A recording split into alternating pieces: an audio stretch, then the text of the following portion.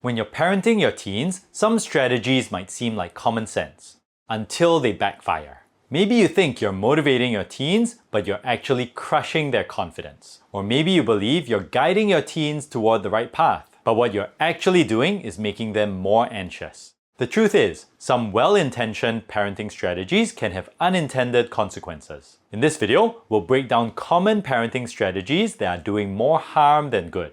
We'll also talk about what to do instead. Here's misguided parenting strategy number 1. Making life too easy for your teen. As parents, we want to protect our teens from pain, failure, and disappointment. But when parents frequently clear obstacles out of their teen's way, they unintentionally send this message to their teen. You can't handle this on your own. For example, imagine that your teenage son forgets to bring his basketball jersey to school.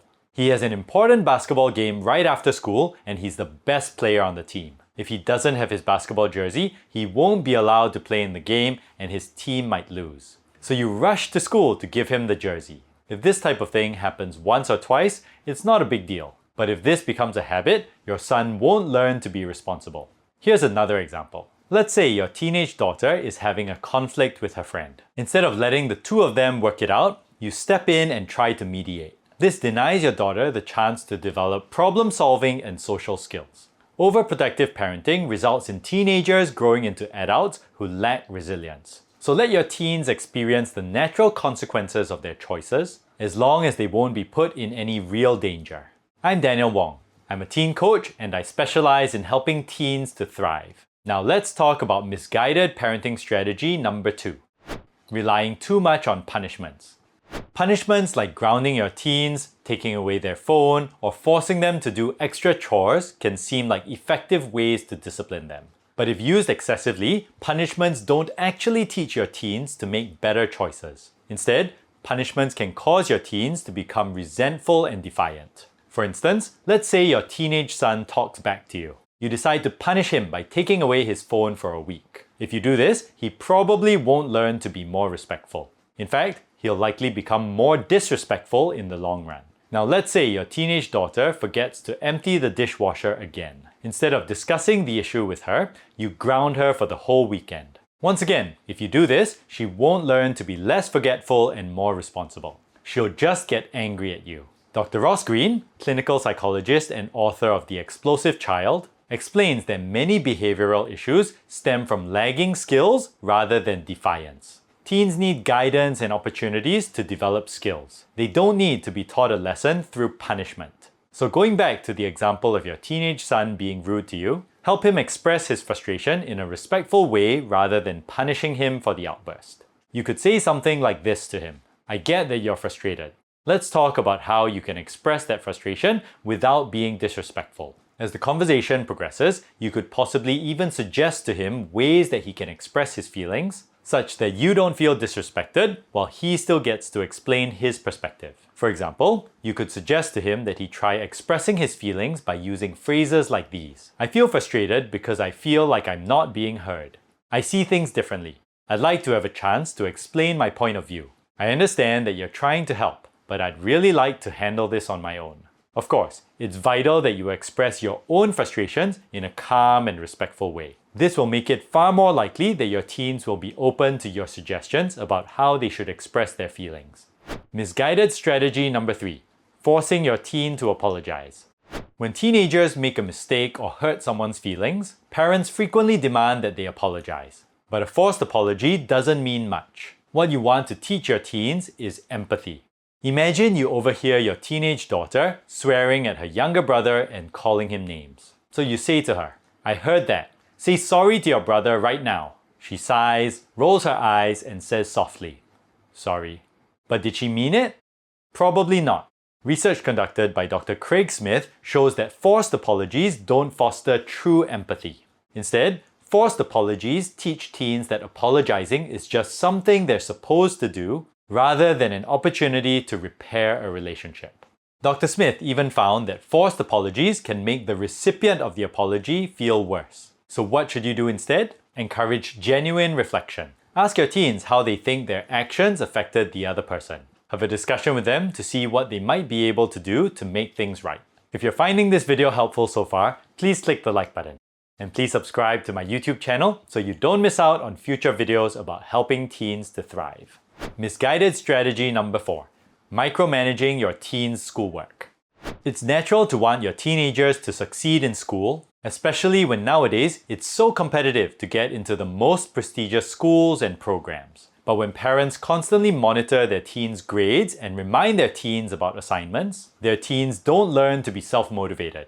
Instead, they learn to rely on external pressure to get things done. In fact, many of my teenage coaching clients tell me that they've learned to wait for their parents to nag and remind them before they get to work. Why? Because if it's something important that needs to be done, their parents will definitely remind them to work on it. So they no longer need to take responsibility for their schoolwork because their parents have taken over the responsibility.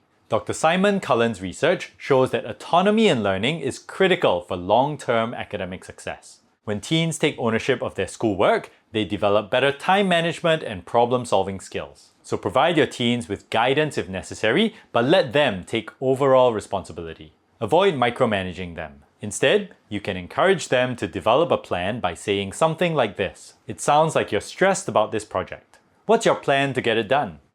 Misguided strategy number 5. Talking at your teen instead of with your teen. Some parents believe that when they lecture their teens, they're really getting through to them. I've even heard parents say things like this. When I raised my voice and lectured my son, he didn't have anything to say back to me. Clearly, I got my point across. I have 3 children myself, so I really wish lectures were that effective. But they definitely are not. 99% of the time, teenagers tune out lectures from their parents. If many of your conversations with your teens are one-sided monologues, they'll eventually stop listening. Picture this. Your teenage daughter gets home 30 minutes after her curfew. So you launch into a 15-minute speech about responsibility. Her eyes glaze over. She nods and says, okay. Then she walks away without actually hearing a word you said. Teens are far more likely to engage in meaningful conversations when they feel heard and respected. So do your best to make conversations a two-way street. Ask for your teens' thoughts and opinions and listen more than you speak. Misguided strategy number 6. Bribing your teen. Bribes might work in the short term, but they don't help your teens develop intrinsic motivation. If teens only behave well because they're expecting a reward, they won't develop a sense of responsibility. Let's say you offer your teenage son $50 for every A he gets in school. He might work hard in the short term, but not because he cares about learning. Instead, he's only chasing the reward. Many of my teenage coaching clients have told me that their parents offered them rewards like money or new shoes if they got good grades. Interestingly, these teenagers told me that the bribes only worked for a short amount of time before they became ineffective. These teenagers told me that, over time, they resented the fact that their parents were trying to manipulate them. Research conducted by Dr. Edward Deasy and Dr. Richard Ryan has shown that extrinsic rewards often undermine intrinsic motivation. When rewards are the primary motivator, teens become less interested in the task itself. So encourage your teens to develop intrinsic motivation by helping them connect their actions to their own values and goals. Ask them what excites them about learning, and have discussions with them about how their efforts align with their long-term aspirations. Help them to focus less on achievement and more on contribution, because contribution is something that leads to greater intrinsic motivation. Prioritize the meaningful over the measurable, and your teens will become more motivated in the long run. Let me ask you, is it hard to get your teenager to listen to you? If so, check out this free quick action guide I've written. It's entitled 10 Proven Ways to Get Your Teenager to Listen to You. Visit daniel-wong.com/guide to download the guide. I've also included the download link in the description. And here's this other video I've created about the one thing that 99.99% of parents do, which causes teens to be irresponsible. Unfortunately, it's very likely that you're making this parenting mistake. So watch this video next.